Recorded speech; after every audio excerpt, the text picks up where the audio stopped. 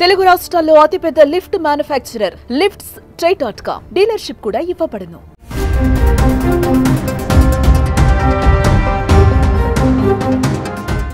మీకు ముక్క లేకపోతే ముద్ద దిగదా?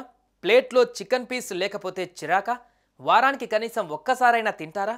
అయితే మీకు ఇది బ్యాడ్ న్యూసే. సండే వస్తే సంతకు వెళ్ళి సంచిలో చికెన్ తెచ్చుకోవడం కామన్.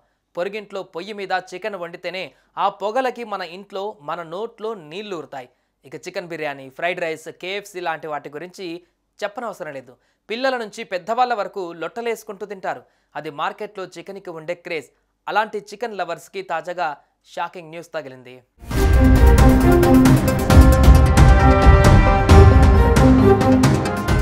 ఏపీలోని పలు ప్రాంతాలలో కోళ్లు చనిపోతుండటంతో చాలామంది ప్రజలు చికెన్ తినవచ్చా లేదా అన్న అనుమానాలతో వాటికి దూరంగా ఉంటున్నారు.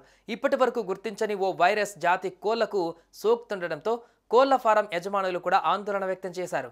ఏం జరుగుతుందో తెలియదు, ఏ మహమ్మారి సోకిందో కానీ కోళ్లు పిట్టల్లా రాలిపోతున్నాయి. అంతుపట్టని వైరస్ ఎఫెక్ట్తో తెలుగు రాష్ట్రాలలోని నాటు, బాయిలర్ కోళ్లు పెద్ద సంఖ్యలో మృత్యువాత పడుతున్నాయి. షెడ్డులో ఒక్క కోడికి వైరస్ సోకితే సాయంత్రానికి మిగతా కోళ్లకు పాకి అవి కూడా చనిపోతున్నాయి.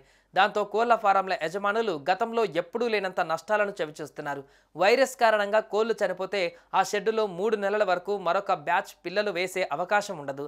దాంతో యజమానులకు భారీ నష్టం మిగులుతోంది.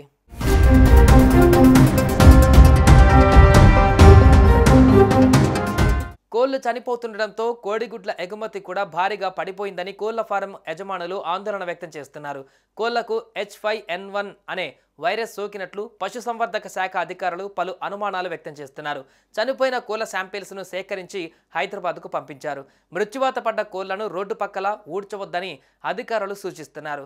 గుర్తు తెలియని వైరస్తో మృత్యువాత పడకుండా చాలా చోట్ల కోళ్లకి టీకాలు వేయిస్తున్నారు. దీంతో చాలా ప్రాంతాలలో జనం చికెన్, గుడ్లు తినేందుకు వెనకాడుతున్నారు. చికెన్, గుడ్లను తినడం వల్ల ఎవరూ అనారోగ్యానికి గురికాలేదని నిపుణులు చెబుతున్నారు. ప్రజలు అనుమానాలు పడవద్దని అధికారులు చెబుతున్నారు. చికెన్, గుడ్లు తినవచ్చని అంటున్నారు. కొల్లేరు సరస్సుకు వలస పక్షులు అధికంగా వచ్చాయని, దీంతో దానికి సమీపంలో కోళ్లు చనిపోయాయని అధికారులు భావిస్తున్నారు.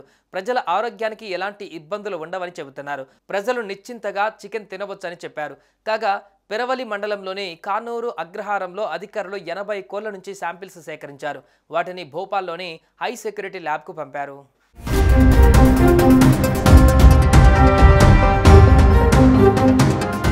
సుమన్ టీవీలో మీ పర్సనల్ అండ్ బిజినెస్ ప్రమోషన్స్ కోసం కింది నెంబర్కి కాంటాక్ట్ చేయండి.